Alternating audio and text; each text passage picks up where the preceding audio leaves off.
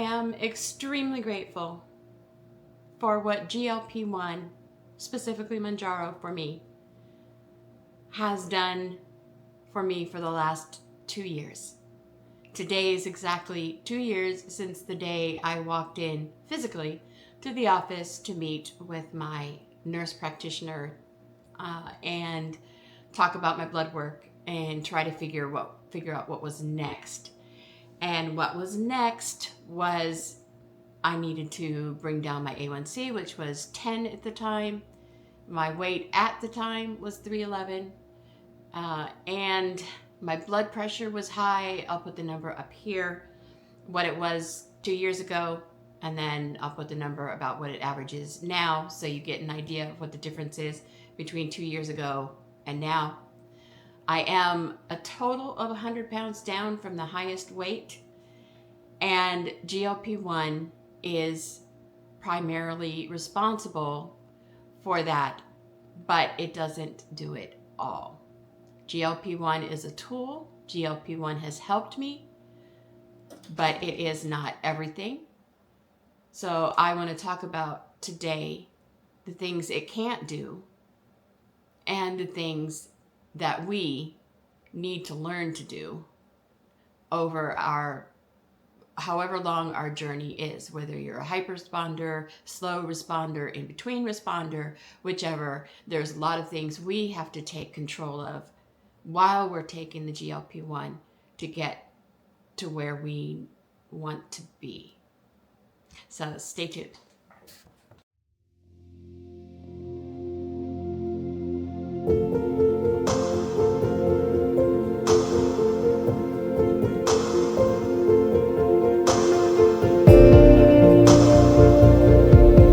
Okay, yes, I used ChatGPT to help me come up with some of the different things that GLP-1 can't do, and I thought this was really interesting. Last week we talked about exercise, and let me just say that I got up and walked every day this past week, Sunday, Monday, Tuesday, Wednesday, not Thursday, Friday, and today. And I went outside in the backyard and I did yard laps. I didn't do a whole lot of them, but I did yard laps, which was, we'll see what happens this coming week, because like I said, I can usually do it about a week and not be, I didn't increase my heart rate. I didn't do too much, but what was important for me for this past week was going outside and walking around my yard multiple times. And I did that. And so to me, that was tiny baby step, but it was a baby step and was really important to me. So I went and did that. So I'm proud of that in particular. Also, before we get started, let me just say, I got on the scale this morning. I was exactly the same, 220.2. And this week, I baked for the first time, and I don't know how long. I wanted to try the Kodiak muffins, the little mini muffins. So I used some Kodiak pancake mix, and I used applesauce and ripe bananas, 2 ripe bananas, some applesauce, Kodiak pancake mix, and mixed that all up. And I think there was a couple other ingredients.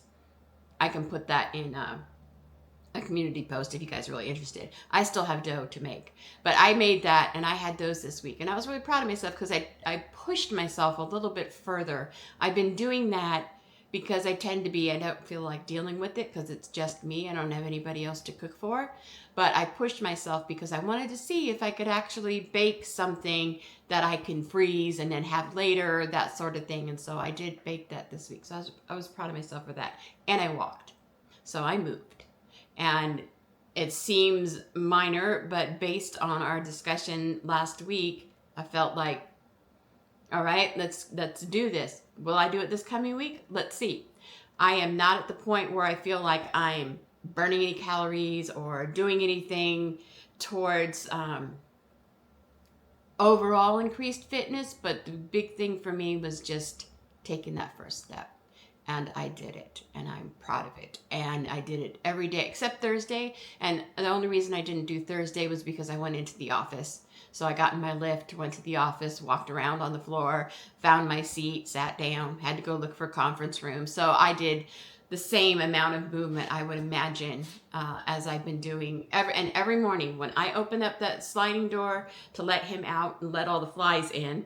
But when I open the sliding door to let my dog out, I have been walking around the yard. So that is, to me, a milestone, and I'm going to try to keep that going because, like I said, I've done a week, and that's about the most. So if I can keep going, then we're in good shape. Okay.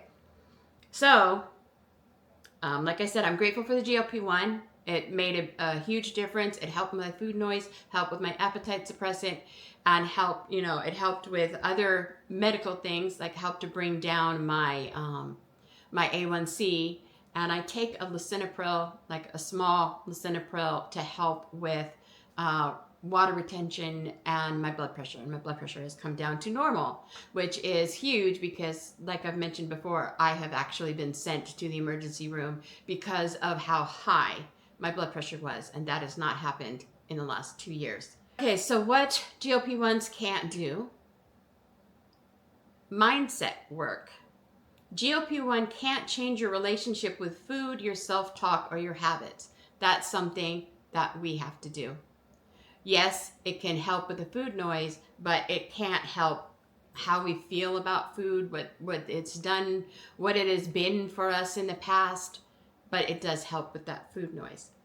Consistency, what it can't really help with is consistency. It can quiet cravings, but you still have to show up for movement, hydration, and sleep. I've been really good with hydration. I've always got this cup with me, and I set it next to me on my computer, and I usually go through at least 2, sometimes 3, depends on whether it's really hot or not, but I usually go through like 80 ounces a day at minimum of water, straight water, nothing in it, etc.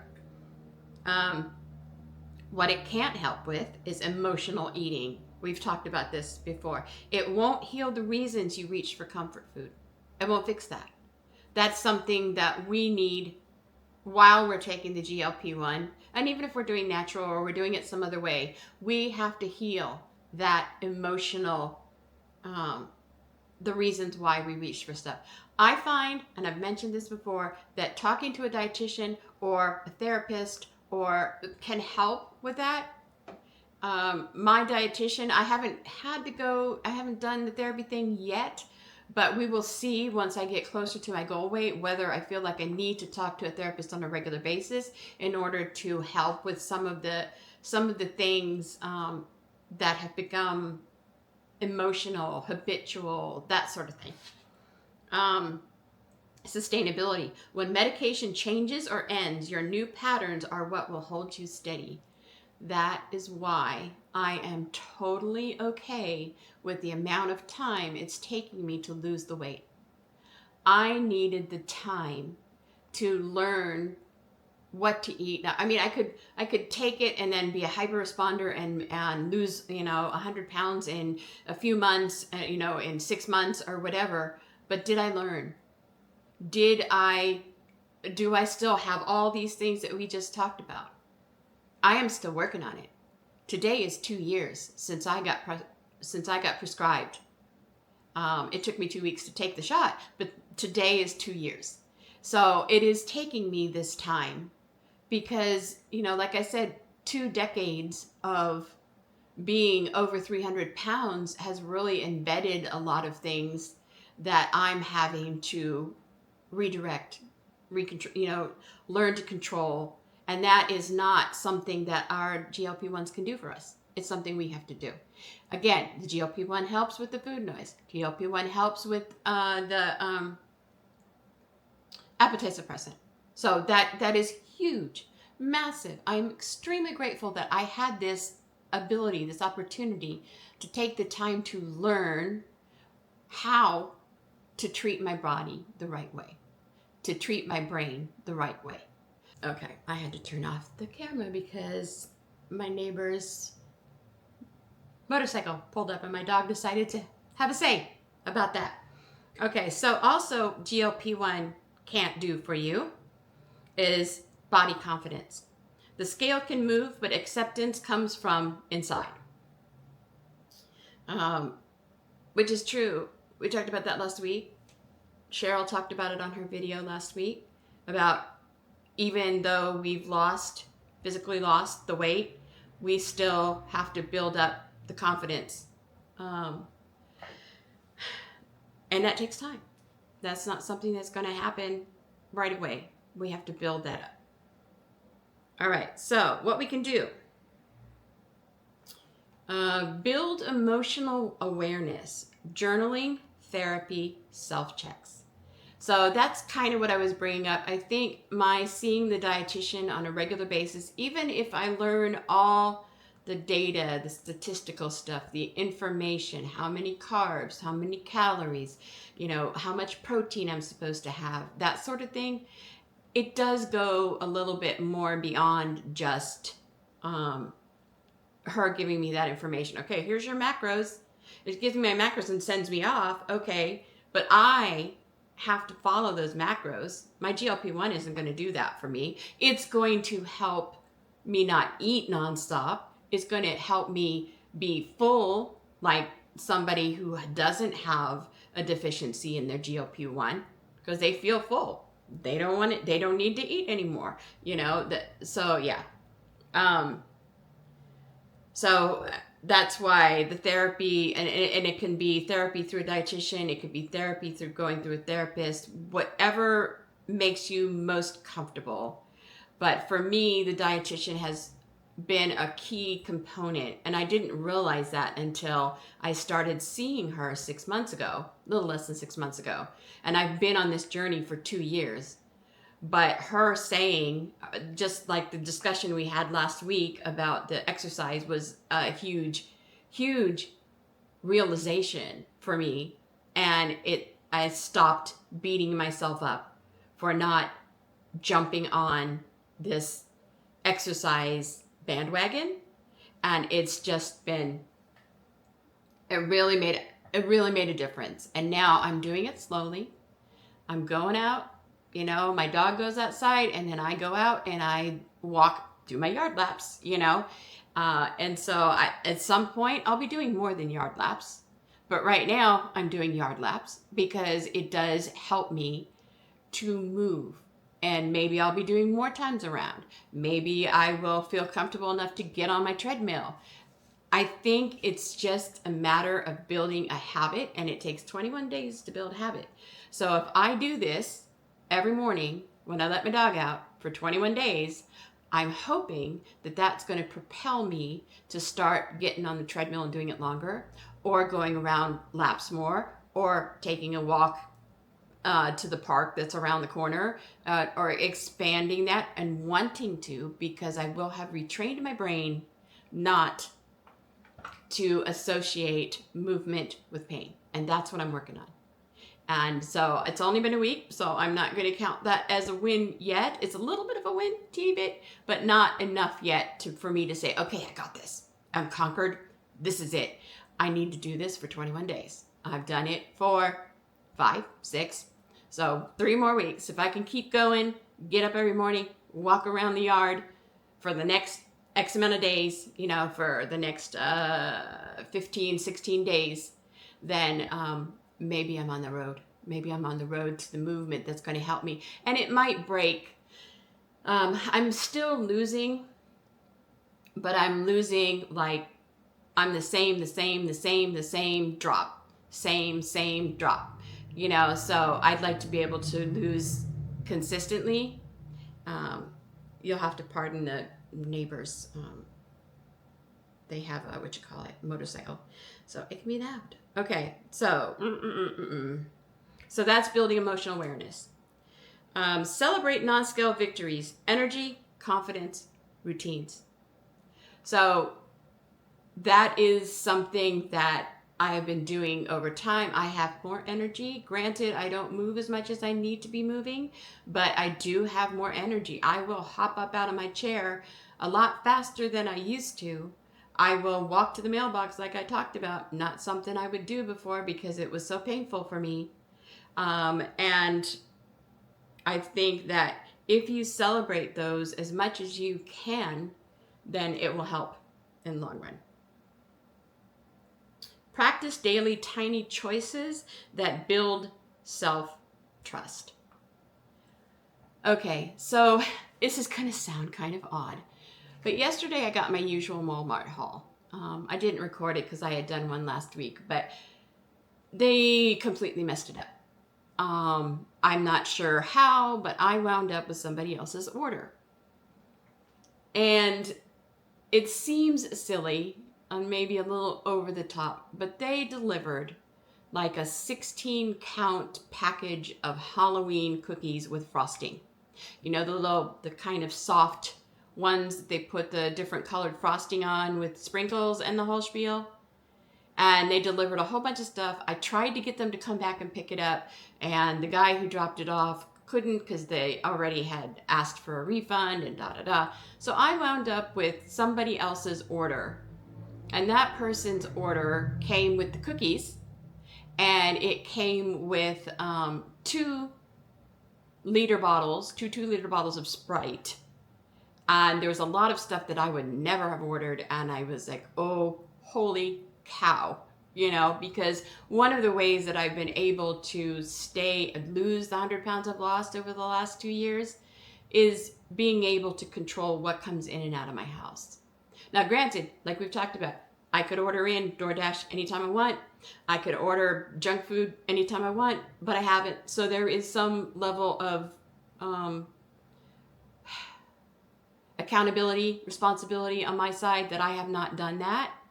But at the same time, I try really hard not to bring things into my house that there's a chance that I'm going to binge on, or that I'm going to have any issues with, which is why I don't buy ice cream.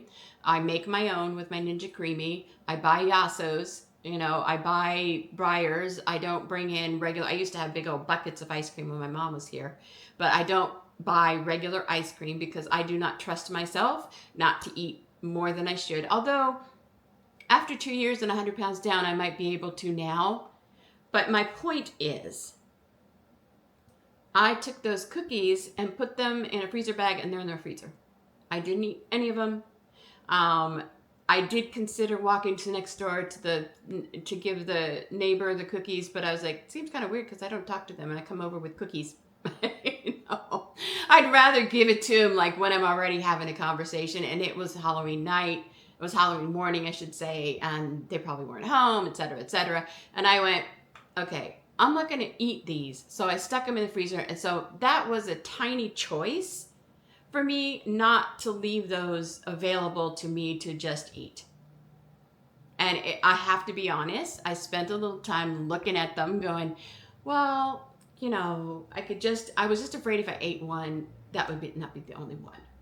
There's a lot of things that I have conquered over the last 2 years, but I just felt a little bit of, if I eat one, I'm going to eat 2, you know, and then there, you know, and I don't really like those kind of cookies anyway. But so trust in your choices. Trust tiny choices that you make that you would not have made before. I made the choice to put those in a freezer bag, stick them in the freezer. And I was just thinking, you know, maybe someone comes over for coffee or tea or something. I say, hey, do you want a Halloween cookie? And they could take it out, defrost it, and give it to them, and they could have a Halloween cookie with their coffee. You know, I don't know. But for me, it was really important. And I went and I put the Sprite in my cupboard. I'm not going to touch it. I used to have a huge issue with soda, period. I used to drink Diet Cherry Pepsi, Diet Cherry Coke, Diet whatever. And so for me, seeing that on my table was a little bit of a gulp, you know. But it's in the cupboard, and I don't anticipate that I am going to give in to that. I may give it to a neighbor or something. But that's the kind of thing that I'm talking about. We have to get through those things. The GLP-1 isn't going to not drink the Sprite. The GLP-1 is not going to keep me because I could eat the cookies and GLP-1 won't really care. You know, it might make me not feel well if I eat too many of them. you know, but it's not going to care one way or another as long as I don't overdo it, you know. And also I am diabetic. And so to me, that was like right away, So whatever tiny choice, we need to learn to trust ourselves, and make the tiny choices. Right. Practice daily tiny choices that build self-trust. So yesterday I showed myself that even if something gets delivered here that is something that I would in the past have eaten or drank, I did not. And that is something that's internal. It's not necessarily food noise or appetite suppressant. So keep that in mind. And that's something that we do. Focus on becoming someone who cares for her future self. And that's part of this. That's part of it. Right now, I am blessed to have a decent job, a decent insurance, roof over my head. This isn't something that's not something that I had for my entire life, but I do now. And I am extremely, eternally grateful that I have that. But I also know that that could change at any minute. Lose my job tomorrow. You know what I mean? I could lose my job next week. And there's no guarantee that I am going to have the Mounjaro to help me with the food noise appetite suppressant. So I have to internalize a lot of this. I have to make sure that I can control what I eat, how much I eat, that sort of thing. And care for myself and make sure I am doing what I need to do in order to continue to be successful, even if Mounjaro goes away tomorrow. And that's the big thing. And that's taking time. I still have some stuff to work on, like we talked about, the movement, etc. Okay, so if you're on a GLP-1, it's not cheating. It's a tool. But tools only work when you're also building something. You are the builder. So you are using the GLP-1 to help with a couple things that we don't have. That someone who's been slender, thin their whole life did not have a deficiency in that. There was someone that I watched, I think it was a podcast or something, and she had a sister. She had fought being overweight her entire life, and she had a sister who never had to worry, never had to count a single calorie, could stop eating when she was full. You know what I mean? She was completely opposite, and I thought it was interesting that these sisters, they're full-on sisters, same mom, same dad, whole thing. And one sister had been perpetually fighting against her appetite, her food noise, everything else. But her other sister never had to count a single calorie or worry about a carb or protein or anything. She would eat and she never had to worry about it. You know, she would eat and stop eating.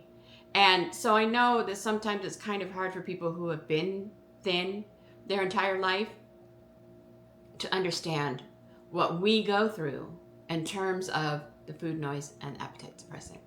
But that doesn't mean, because we're using that tool, that we don't work as hard as other people do, as someone who's not taking it. We work just as hard. We just need that little bitty extra step. Like we've talked about, I have done multiple weight loss plans. We all have. And to me, it just sounds, it's, if somebody tells you that taking this GLP-1 is cheating, grab the On the Pen book. I have the On the Pen book, and hand it to them or send them to they're entitled to their opinion, but we know that this is not cheating. But we also know how much work we put into this, and we need to retain all the stuff that we're learning for the future, for our future selves, for the rest of our lives. Okay, interesting, because It says, talking about mindset, you still have to face the reasons you used food for comfort, stress, or boredom. It won't silence the critic in your head that says you'll gain it back. I have that one. Huge one. That's your job, to challenge that voice and build new beliefs. It can't create consistency. That was number 2. GLP-1 can quiet cravings, but it can't make you move your body, hydrate, or sleep. I have to move my body. My GLP-1 is not going to help me. I do have to get through that blocker like we talked about last week, but we have to do it ourselves. The GLP-1 is not going to do that for us. There are choices, small, daily, sometimes boring choices that no medication replaces. It can't heal emotional eating. If you ate to celebrate, to cope, to fill a void, that pattern doesn't vanish.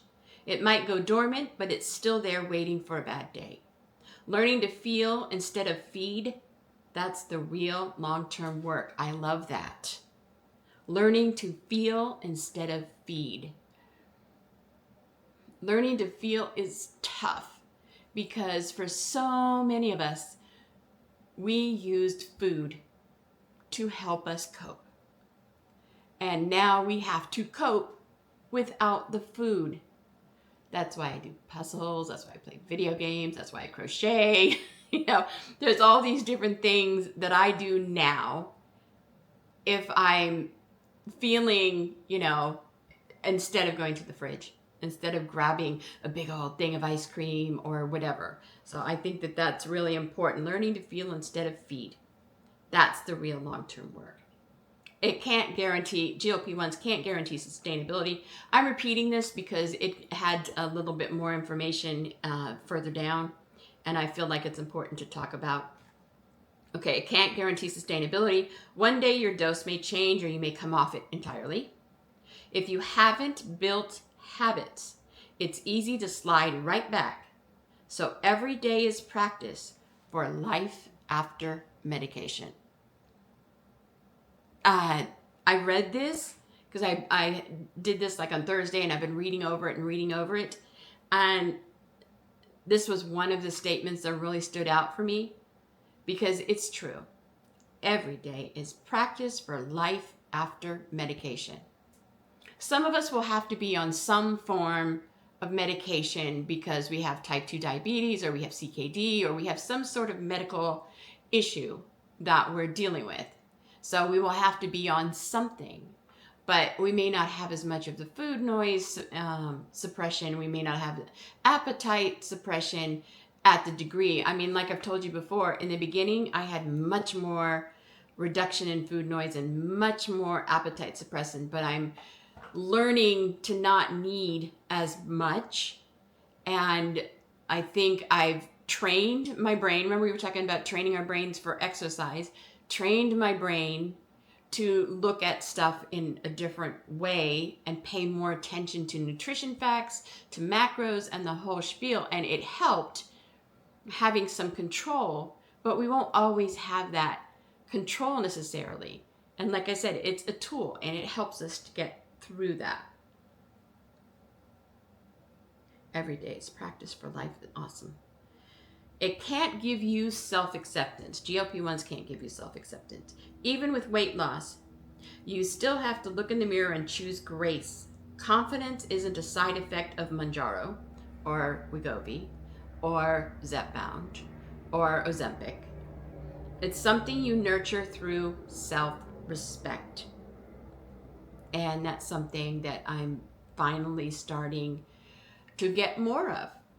Caring more about myself, caring about what I put in my body, caring about whether or not, I am going to be healthy in 15 years. I'm 61. I'll be 62 pretty soon. So what you can do. The things GLP-1 can't do are actually where you grow. Okay. So we talked about this at the top there. Journal your feelings instead of suppressing them, or talk to a dietitian or a therapist. Notice your non-scale victories, energy, clarity, fitting into life again. Move because it feels good, not as punishment. Train your brain that moving is not painful, Do it slowly. Don't rush into a program that is going to kill you and make you not want to exercise. Start slow. Walk outside. Walk around in your living room. Get up, do exercises in a chair, depending on your ability. So, yeah, I think that's important too. Plan simple meals you enjoy. Fuel, not restriction. I'm on the borderline there because I am very regimented about stuff, but I did make some of those muffins this week. I have tried some other things. I'm reintroducing some things that I had like totally abolished from my house and watching to see if I can control how much I eat of things I like. And I'm doing that little by little. Now the cookies that came in yesterday, that I just wasn't willing to spend the calories and worry about the carbs in those particular cookies. But I survived it. Practice self-trust. Every time you keep a small promise to yourself, you build it. You build the trust. GLP-1s can give you breathing room. What you do with that space, that's where transformation happens. Okay.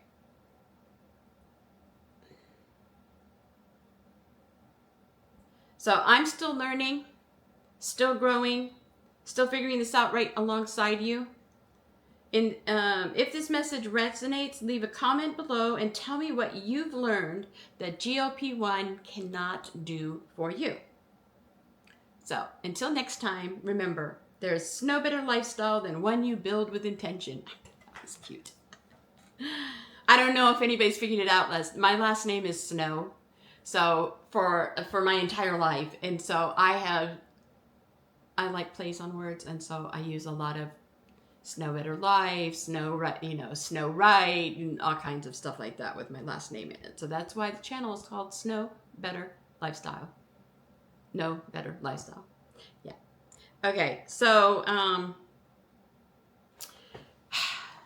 it was a good week this week. Like I said, went into the office. I walked. And if you're new here, my name is Donna. Raised 6 kids, ages 28 to 40. I work full-time in tech, remotely, and go in once a month. I've been on a health journey since November of 2023. It's 2 years today. 100 pounds down. A1C went from 10 to 5.4. And yeah, I think that's it for today. I don't think there was anything else I need. Oh, don't forget to hit like on the way out. And if you're new, please hit subscribe so that you can follow. I also have a Substack now. I just created yesterday for those who just want a newsletter to show up in your email. I will put the link to the Substack below. And okay, that's it.